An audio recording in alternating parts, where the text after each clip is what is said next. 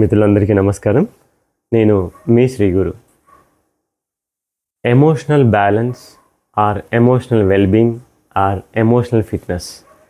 So ఈ emotions మన లైఫ్ని ఎంతగా ప్రభావితం చేస్తాయి అంటే, మన భావోద్వేగాలు ఎంతగా ప్రభావితం చేస్తాయంటే మీరు నమ్మలేరు ఫ్రెండ్స్.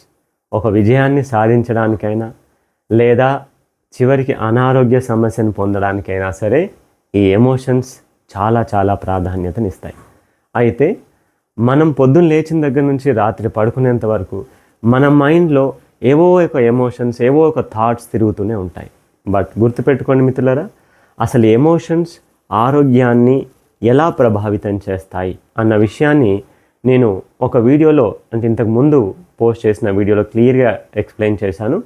దానికి సంబంధించినటువంటి లింక్ నేను డిస్క్రిప్షన్లో ఇస్తాను ఫ్రెండ్స్.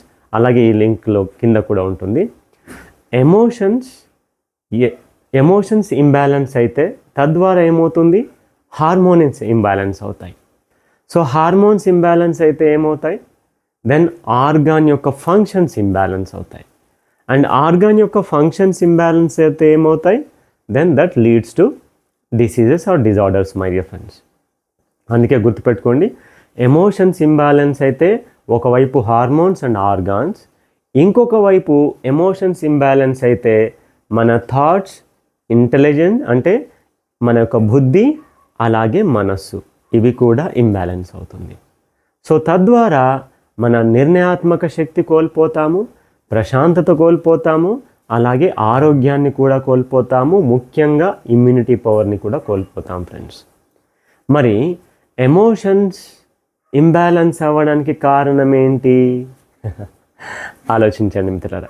సో ఈ వీడియోలో నేను కింద డిస్క్రిప్షన్లో అసలు ఎమోషన్స్ ఇంబ్యాలెన్స్ అవ్వడానికి గల కారణం, మూల కారణం ఏంటి, అత్యంత ముఖ్యమైన కారణాన్ని నేను తెలియజేశాను ఫ్రెండ్స్.